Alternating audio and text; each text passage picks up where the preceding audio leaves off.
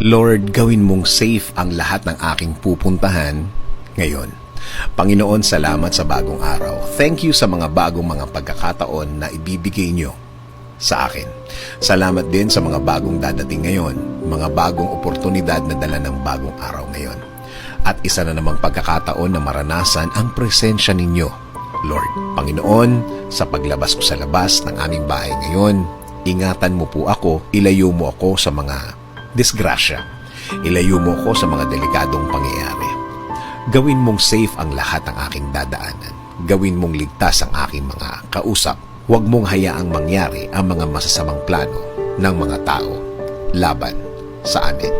Protektahan mo kami sa mga pagkakataon na ito. Please send your angels to guard us all throughout the day, Lord. Make our day blessed. Ikaw na din po ang bahala, Lord, sa lahat ng aking lakad at mga aasikasuhin sa araw na ito. Iligay mo po ang mga taong tutulong at magbibigay ng suporta sa akin, sa aking way.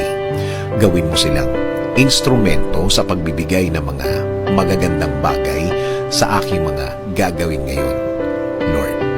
Lord, i-bless niyo din po ang lahat ng driver sa lahat ng daan ngayon.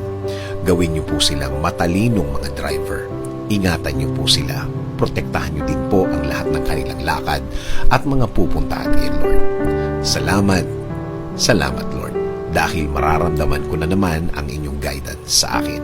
Mararamdaman at makukuha ko na naman ang inyong provision sa araw na ito. Alam ko po kapag sa inyo po nanggaling ang mga bagay na ito po ay hindi magdudulot ng karagdagang problema. Patuloy niyo po akong i-bless ng inyong magandang plano. Alam ko po, Lord, na kapag kayo po ang nagplano, matutuloy po ang lahat. Kaya patuloy mo pong pasukin ang aking buhay. Ini-offer ko na po sa inyo ang araw na ito. Kasama na po ang mga araw na parating. Ibinibigay ko na din po ang aking problema, Lord. Palitan niyo po ito ng saya.